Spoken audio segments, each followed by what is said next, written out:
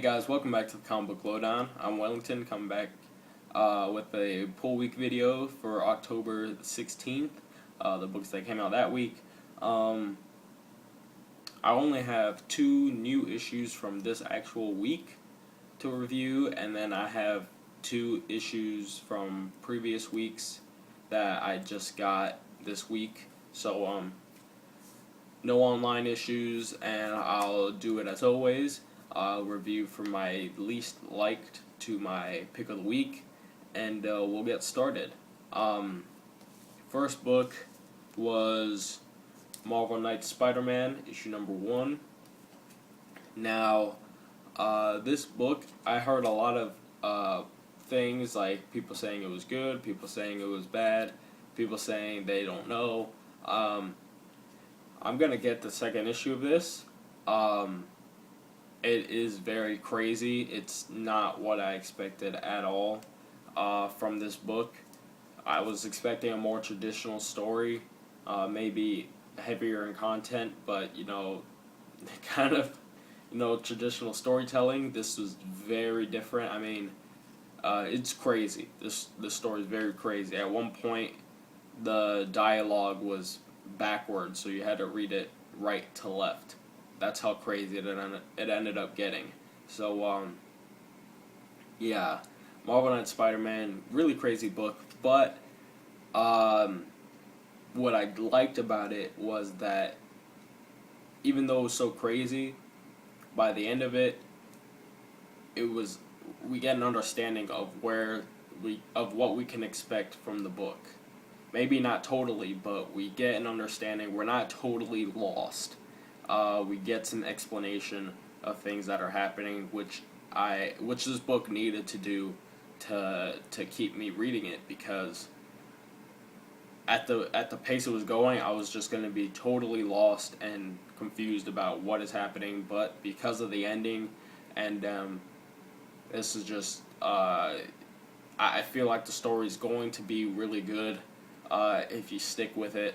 It's 1 of 5, so there's 4 more issues after this, coming out monthly, I believe so. And yeah, let's see how this goes. I'm sticking with it. Next book from last week. So I'm actually getting my back issues done together. Captain America issue number 12. This is continuing the story with Nuke. He's still in that eastern country, pretty much killing everybody in the name of America, which is bad. There's a reporter from the Daily Bugle had been sent over there to capture all this, and that's who we're really seeing this all through. Meanwhile, there's some stuff from a Chinese guy. I think he's Chinese, because they're in China at one point. He's kind of doing some things that we're not very sure of yet. But this is all in the name of, it's becoming East versus West, really. It's becoming the Eastern countries kind of gonna get back at the Western countries, probably mainly America. And so we see that brewing. But my favorite stuff in this book is the dialogue that we get between Captain America and Falcon. Falcon's actually in this book, and that's the best parts of this book. And so yeah, it wasn't pick of the week material, but it wasn't bad either. There's just some storylines.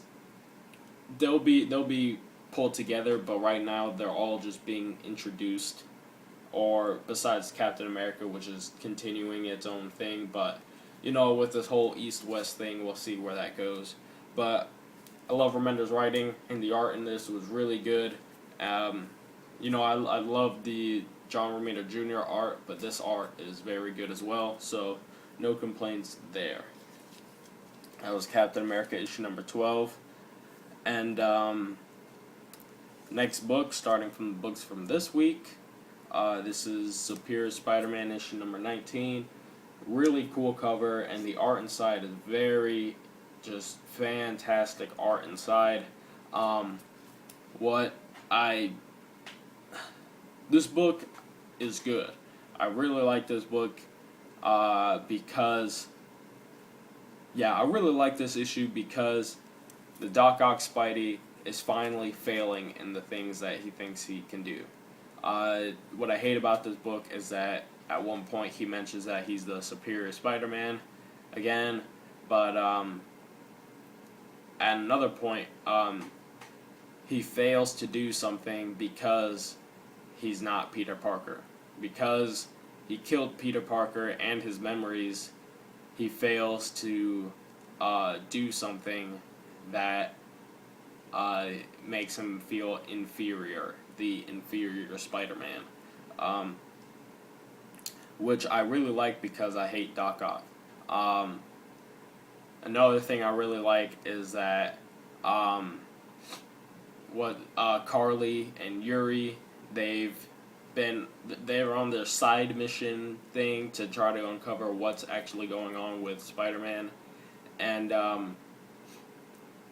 I'm pretty sure they're making ground with the end of this issue, how it ends. I'm pretty sure they've got what they need to at least be on the right track, if not, be just right there onto uncovering what is going on with Spider-Man and not being the real Peter Parker. Makes me sad in this book is that, but also happy at the same time, but also just all kinds of things. MJ is finally cutting ties with Spider-Man because he's an asshole, and I don't blame her, but it just sucks that when Peter finally comes back, it's going to be like, what the hell happened? And, but I'm happy that Mary Jane is finally cutting the ties between her and him. I won't tell you what happens with the Spider-Man 2099 in here. Kind of a douche move that happens to him. But we'll see how that plays out, because that should be interesting. And yeah, there was no Green Goblin in this, so if you guys, for the people that are really pissed about the Green Goblin stuff not showing up, this issue will piss you off even more, because he didn't show up at all, unless it was in the background and you just don't see it. What else about this book? Again, the art in it is fantastic. There's no complaints on the art. That's really all that's coming to mind right now. I'm sticking with it. Next issue features the Black Cat, the return of the Black Cat, so let's see how that goes. And then, I don't know if that's starting the Venom arc, because it wasn't seeded at all. So, maybe it happens in Venom where he goes to New York, I have no idea.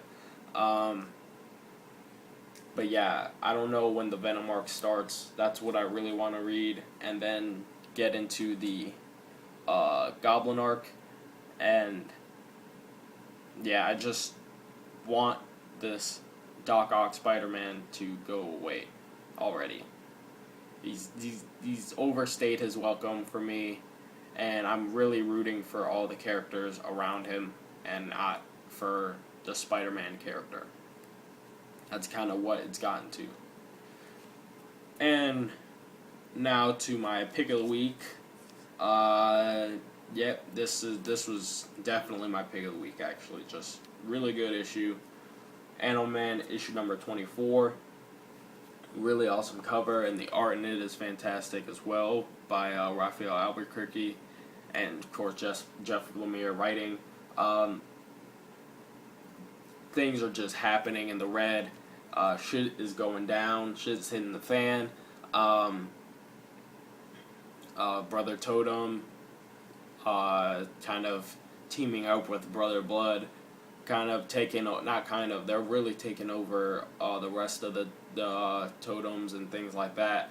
And there's 3 different plots going on right now. There's the takeover of the red with Brother Blood and the main totem, and Then there's a story with Maxine and Shepard and Sox and all the rest of that crew kind of having to escape and hide out while Maxine is still like fighting them because they still haven't found Cliff.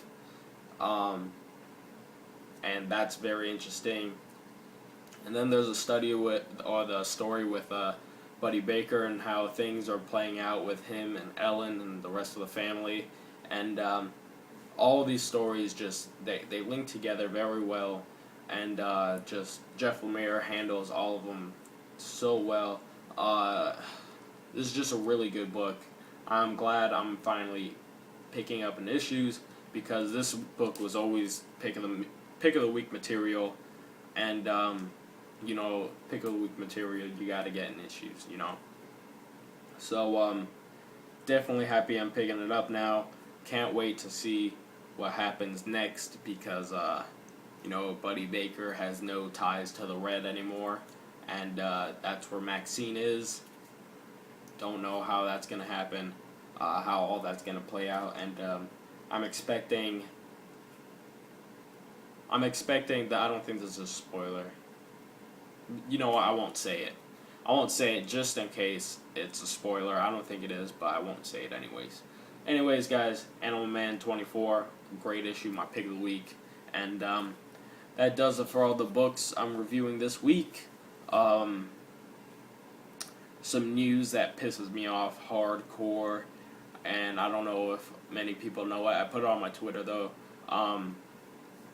Dan Slott has mentioned that there will be no new Venom series. There will be no Flash Thompson as Venom anymore. So that kind of interferes with Thunderbolts as well.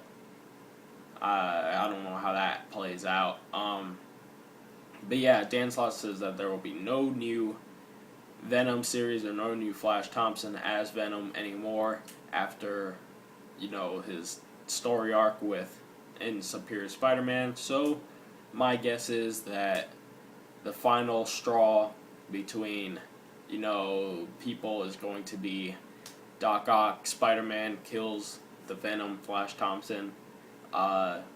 That's kind of what I'm guessing is going to happen. He gets killed, and that kind of brings the attention of a lot of other people, and yeah, it's going to be sad. I'm very frustrated that Superior Spider-Man has now affected Venom, the Venom book, which pisses me off. But I'm going to read the arc to see how it's played out, and I hope they do the character justice. You never want to root. You never would think to root for Flash Thompson in the earlier issues of Spider-Man because he's a bully and things like that. But he's a good character now, and I don't want to see his character go away. But unfortunately, Dan Slott might have that in mind. I don't know what he's going to do with it, but that's just what I'm guessing. And if that happens, that really sucks. So yeah, that's news that I'm gonna put in this video. I might have an off the dome video about books I want to get for the Marvel Now Wave 2. Might do that, might not. I'm not sure. Doesn't sound like a full video idea to me right now, but I might incorporate it somehow. Whatever, that's for another time. Anyways, I'm Wellington signing off with the Comic Book Lowdown, and I'll see you guys next time.